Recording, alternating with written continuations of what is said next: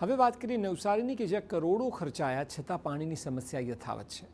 તંત્રની ગોકળ ગાયની ગતિએ કામગીરીનું પ્રત્યક્ષ ઉદાહરણ નવસારી સામે આવ્યું, જ્યાં 18 તળાવોને ઇન્ટરલિંક કરવાની કામગીરી છેલ્લા 6 વર્ષથી પૂર્ણ થવાનું નામ નથી લેતી.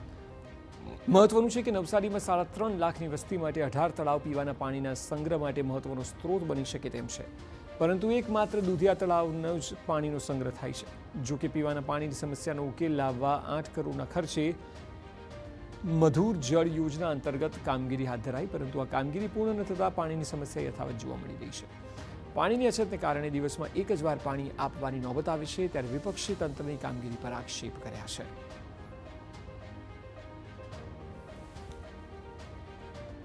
તળાવો જે નવસારીના 7-8 તળાવો છે એની અંદર ઇન્ટરલિંક કરીને ત્યાં આગળ પણ એ તળાવનું પાણી ટોટલી બધું ત્યાં આગળ પહોંચે એ રીતની એક યોજના લાવવામાં આવેલી હતી. પણ આ તમને કહું છું તે પ્રમાણે કે ટોટલી ફેલિયર એમના હાથમાં આવ્યું છે. અને આ બાબતથી એક વસ્તુ સિદ્ધ થાય છે કે આની અંદર જે નિષ્ણાંતો છે એની આ લોકો ઉપયોગિતામાં લેવાતી નથી, અને એને કારણે આ ફેલિયર મહાનગરપાલિકાને મળી રહી છે. વહેલી તકે તમામ તળાવના જોડાણની પ્રક્રિયા પૂર્ણ થાય અને પાણીની સમસ્યાનું નિરાકરણ આવે તેવી માંગ ઉઠી છે.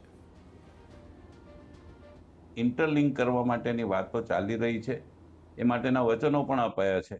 અને એ જો ઇન્ટરલિંક કરવામાં આવે તો નવસારીમાં પાણીના સમસ્યામાં પણ થોડો ઘટાડો થાય એવી પરિસ્થિતિ છે, જેથી એને તાત્કાલિક ધોરણે ઇન્ટરલિંક કરવાની જરૂરિયાત છે. આ કામ ત્વરિતતાથી કરવામાં આવે એવી નગરજનોની ખાસ હૃદયપૂર્વક વિનંતી છે. સમગ્ર મામલે નવસારીના કમિશનરનું કહેવું છે કે તળાવના જોડાણની પ્રક્રિયા હાલ ચાલુ છે અને ટૂંક સમયમાં તેને પૂર્ણ કરવામાં આવશે. નવસારીની અંદર આપણે 36 લેક છે ટોટલ.